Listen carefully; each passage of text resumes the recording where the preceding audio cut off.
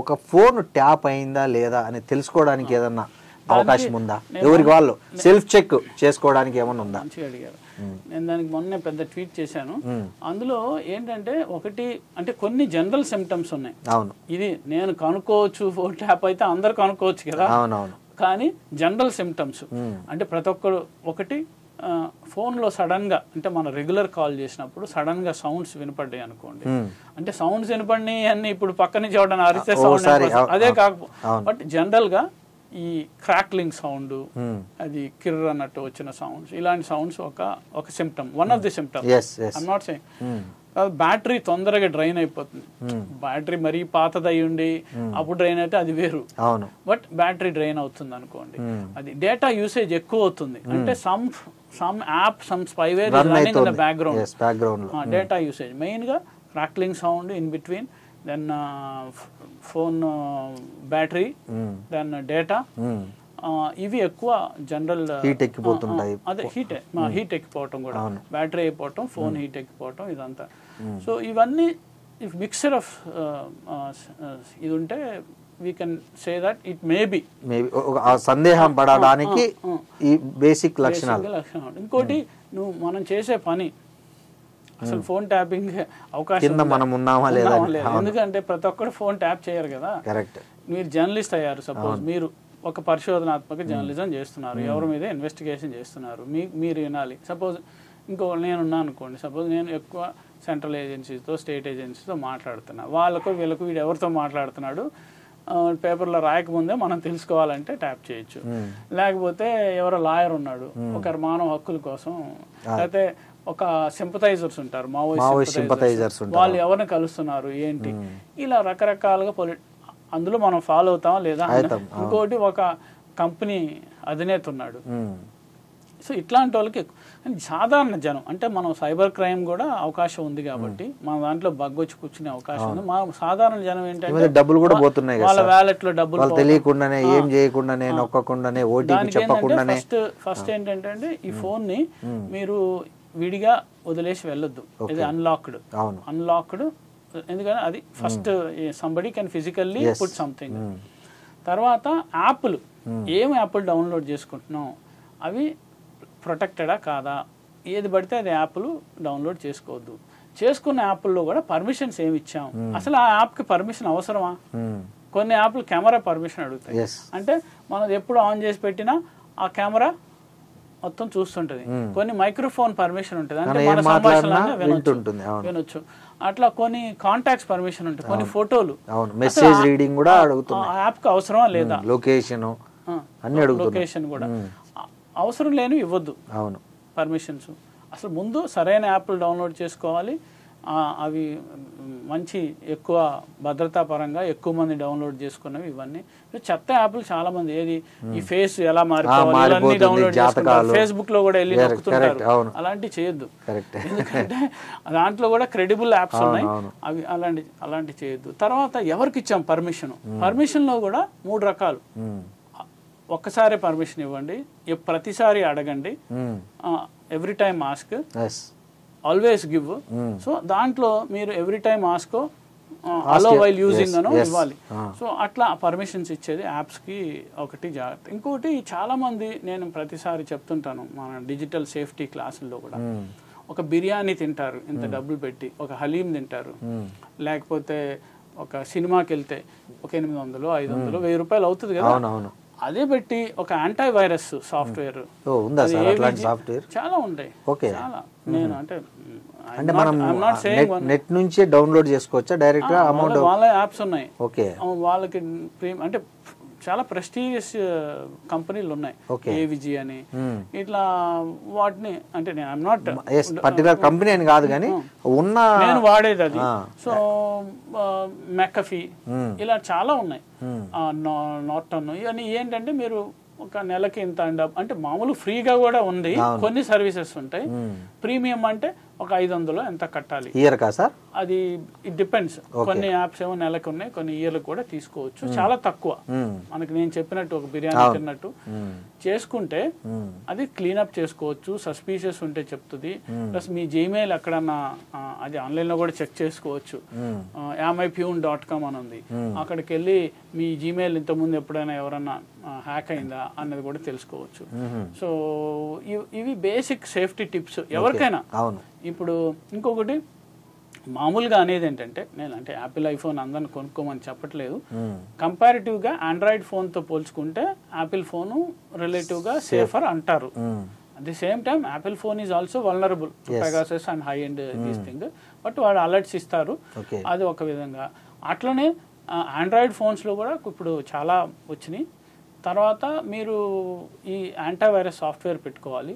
అప్పుడప్పుడు phone switch off చేసి switch on చేసుకోండి, కొన్ని ఆఫ్ అయిపోతుంటాయి ఆటోమేటిక్గా. తర్వాత వెరీ ఇంపార్టెంట్ సాఫ్ట్వేర్ అప్డేట్స్ వస్తాయి, ఆండ్రాయిడ్లో అయినా యాపిల్లో అయినా ఐఓఎస్లో అయినా. ఈ సాఫ్ట్వేర్ అప్డేట్స్ అంటే చాలామంది చేయరు, మళ్ళీ తర్వాత చేసుకుందామని పట్టించుకోరు. ఎప్పటికప్పుడు software update, system software update చేసుకోవాలి. ఫస్ట్ పని మీరు చేయాల్సింది. అంటే ఆ సిస్టమ్ సాఫ్ట్వేర్ అప్డేషన్ ఒకవేళ అట్లా ఏదైనా ఉంటే పోద్దా సార్, మళ్ళీ వాడు కొత్తగా ట్రై చేయాలి? ఇక్కడ ఏమవుతుందంటే నిత్యము ఈ స్పైవేర్ తయారు చేసే వాళ్ళకి ఈ ఐఓఎస్ యాప్ వీళ్ళకి ఒక యుద్ధం జరుగుతుంటది. వీడొక స్పైవేర్ తీసుకొస్తాడు, వీడు దీనికి ప్రొటెక్షన్ తెస్తాడు, మళ్ళీ ఆ స్పైవేర్ తెస్తాడు. సో అప్డేట్ చేస్తూ ఉంటాడు. ఆ అప్డేషన్ ఇస్తాడు మన కోసం, ఇచ్చినప్పుడు మనం చేసుకోవాలి, చేసుకోలేనప్పుడు బలైపోతాడు.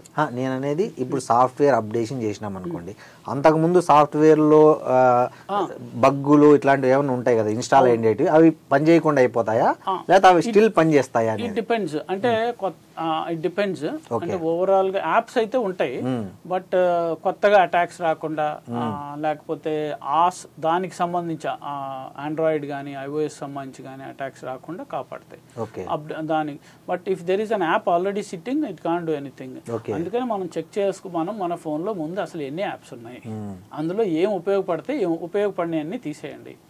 తర్వాత ఉన్న యాప్స్ లో మీరు ఉపయోగపడే వాటిలో ఏమి రెప్యూటెడ్ ఇన్స్టిట్యూట్స్, ఎంతమంది డౌన్లోడ్ చేసుకున్నారన్నది ఒక లెక్క.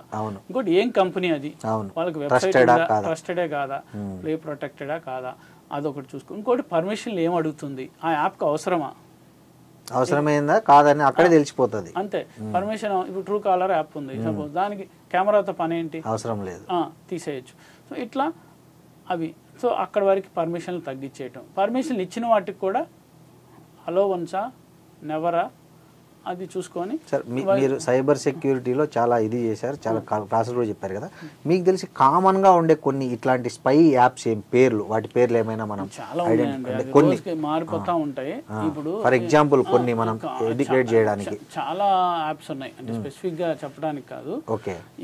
ఇందులో అంటే ఒకటి వైరస్ లో ట్రోజన్ హార్సెస్ ఉంటాయి, లేకపోతే మనకి డైరెక్ట్గా క్లిక్ ద్వారా వచ్చేవి, లేకపోతే వైరస్లు, స్పైవేర్స్, సిస్టమ్ని కరప్ట్ చేసే వైరస్లు ఉంటాయి. ర్యాన్సమ్ వేర్ అంటారు, అంటే మనకు వచ్చి మన డేటా అంతా లాగేసుకుంటుంది.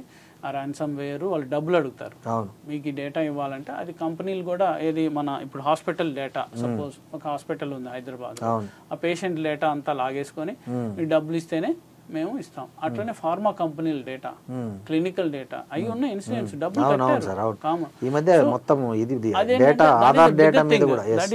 మనకి అవి రావు. ఎందుకంటే అవి బిగ్గర్ థింగ్ ఎవరికంటే మేబీ వాళ్ళు సైబర్ వాల్స్ అన్ని పెట్టుకుంటారు, అది బిగ్ సైబర్ సెక్యూరిటీ ఎక్స్పర్ట్స్ చూస్తారు.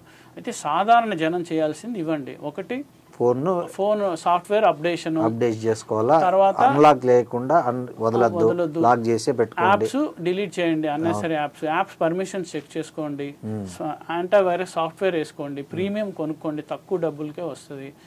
తర్వాత రెగ్యులర్ గా అది క్లీనప్ చెక్ చేసుకోండి. తర్వాత మీరు ఏమేం పర్మిషన్లు ఇచ్చారు అది చూసుకోవాలి. తర్వాత Android or anything is okay, because అందరూ. సో అది ఇంకోటి కంపెనీస్ కూడా మరి కొన్ని చైనీస్ ఇవి కాకుండా కొంచెం రెప్యూటబుల్ ట్రస్టెడ్ కంపెనీ మొబైల్స్ కొనుక్కోండి. తర్వాత మీకు అనుమానం వస్తే ఈ సిమ్టమ్స్ వేడెక్కిపోవటం. ఇప్పుడు ఒకవేళ ఎవరికైనా అనుమానం వచ్చింది అనుకో, వాళ్ళు ఏం చేయాలి సార్ నెక్స్ట్? ఇప్పుడు లోకేష్ లాగా కంప్లైంట్ చేయాలన్నా పోలీసులకి, లేకపోతే వచ్చి కన్ఫర్మేషన్ అనుకున్నారనుకోండి, లాక్డౌన్ మోడ్స్ ఉంటాయి. ఆ లాక్డౌన్ మోడ్ కొడితే మొత్తం, లేకపోతే ఫ్యాక్టరీ రీసెట్ చేసుకుంటే మొత్తం. కాకపోతే మీ డేటా అంతా పోతుంది, చూసుకోవాలి. డేటా అంతా పోతుంది, అదొకటి చూసుకోవాలి. ఫ్యాక్టరీ రీసెట్ ఉంటుంది, లాక్డౌన్ మోడ్ ఉంటుంది, లేకపోతే ఇక్కడ పోలీస్ కంప్లైంట్ చేయొచ్చు, లేకపోతే ఒక ప్రైవేట్ సైబర్ సెక్యూరిటీ ఎక్స్పర్ట్స్ ఉన్నారు, వాళ్ళ దగ్గరికి వెళ్ళొచ్చు. లేకపోతే మీకు జర్నలిస్టులు వీళ్ళైతే సిటిజన్ ల్యాబ్ అని ఉంది, ఈవెన్ లాయర్లకి వీళ్ళకి హెల్ప్ చేస్తున్నారు. వాళ్ళకి మెయిల్లో సిటిజన్ ల్యాబ్ అని మీరు ఆన్లైన్ లోనే అప్రోచ్ కావచ్చు. వాళ్ళు కూడా చెక్ చేసి చెప్తారు. కాకపోతే వాళ్ళకి ఫిజికల్ గా వాళ్ళు ఒక ఫైల్ పంపించమంటారు, అది ఒక ప్రాసెస్ ఉంది, అది పంపిస్తే అది చెక్ చేసి మనకు చెప్తారు. సో ఈజ్ బేసికల్ అంటే మనం ఇది అందరూ భయపడాల్సిన అవసరం లేదు. 1,00,000 ఫోన్లు ట్యాప్ అయింది అబద్ధము, ఇది పక్కాగా చెప్పగలను. ఇంకోటి ఈ సోకాల్డ్ వస్తున్నాయని ఎవిడెన్స్ లేదు, సాక్ష్యాధారాలు. ప్రతి ఒక్కడు వల్నరబుల్ అవుతాడా ఫోన్ ట్యాపింగ్ అంటే? కాడు. ఎందుకంటే అంత అవసరం అవతలోడికి లేదు, అంత పని లేదు, అంత వినే ఓపిక లేదు, చెత్త అంతా వినే ఓపిక లేదు. ఇంకొకటి జనాలు మనకేంటంటే సాధారణ పబ్లిక్కి 2 విషయాలు. ఒకటి డబ్బులు మీ కాజేసే సైబర్ క్రిమినల్స్ కానీ అది తీసుకోవాలి. రెండోది ఏంటంటే ఇన్ జనరల్గా సమాజంలో ఈ ప్రైవసీకి సంబంధించిన అంశాలు ప్రభుత్వాలు లేకపోతే పోలీసు వ్యవస్థలు ఎలా ఈ టెక్నాలజీని వాడి దాన్ని, అంటే it's a necessary. Phone tapping, ఇప్పుడు మీరు ఏఐ, ఫోన్ ట్యాప్ ఇవన్నీ నెససరీ ఈవిల్స్. కానీ ఎక్కడి వరకు? ఇప్పుడు సేమ్ నా దృష్టిలో ఫోన్ ట్యాపింగ్ని ఎక్స్ట్రా లీగల్ అఫైర్స్ కోసం, ఎక్స్ట్రా లీగల్ కారణాల కోసం వాడటం అనేది ఏది ఎక్స్ట్రా జ్యుడిషియల్ ఎన్కౌంటర్ ఎలానో ఎక్స్ట్రా లీగల్ ఫోన్ ట్యాపింగ్ కూడా అలానే. ఇది నడుస్తుంది, అది అరెస్ట్ అయ్యారు ఆయన ఆ కేసులో. అంటే చట్టానికి భిన్నంగా చేసే ఫోన్ ట్యాపింగ్, చట్టానికి విరుద్ధంగా చేసే ఎన్కౌంటర్ కిల్లింగ్స్ సేమ్ అంతా power. That's what the biggest problem. Power నీ చేతిలో ఉన్నప్పుడు నువ్వు చేసే టెక్నాలజీ ఇస్ బిగ్ పవర్ కదా, యూ కెన్.